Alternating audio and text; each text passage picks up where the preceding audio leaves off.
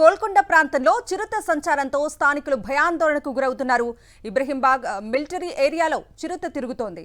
చిరుత road దాటుతున్న దృశ్యాలు CC కెమెరాల్లో రికార్డయ్యాయి.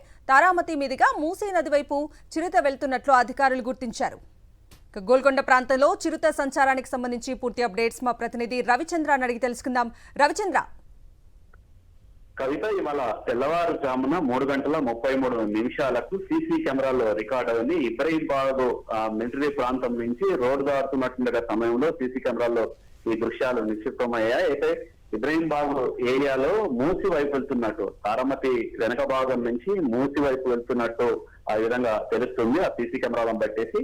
అయితే చిరుతపులి సంచారంపై అటు అటవీ శాఖ అధికారులు కూడా సమాచారం ఇచ్చారు. దీనికి సంబంధించి గతంలో కూడా బోన్లు ఏర్పాటు చేశారు, 4 బోన్లు ఏర్పాటు చేశారు. దాంతో పాటు సీసీ కెమెరాలు కూడా, ట్రాప్ సీసీ కెమెరాలు ఏర్పాటు చేశారు. అయితే 4 బోన్లకు కూడా ఎక్కడ చిరుత చిక్కుతలేదు అని చెప్పుకోవచ్చు. దీంతో ఈ ఇబ్రహీంబాగ్ కావచ్చు, బండ్లగూడ జాగీర్ కావచ్చు, కిస్మత్పూర్ కావచ్చు, గోల్కొండ, నార్సింగ్, మనకొండ, నెక్నంపూర్, బైరాగ్ కూడా ఈ ఏరియాలో ఉన్నటువంటి వాసులు చాలా భయాందోళనకు గురవుతున్నారు.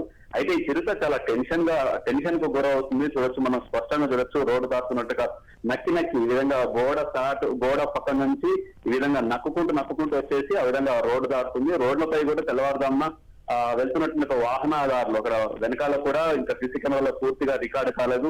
దగ్గరలో బైక్ పై వెళ్తున్నట్టుగా అతను కూడా భయాందోళనకు గురయ్యారు. అంతేకాకుండా కార్లు, ఈ వాహనాల సౌండ్ కూడా, శబ్దానికి కూడా చిరుత మరింత ఆందోళనకు గురై ఈ విధంగా సంచరిస్తుంది. దీన్ని పట్టుకునేటువంటి ప్రయత్నం అటవీ శాఖ అధికారులు చేస్తున్నారు. కాకపోతే ఈ ప్రాంతంలో జనాలు మాత్రం చాలా భయాందోళనకు గురవుతున్నారు. కవిత.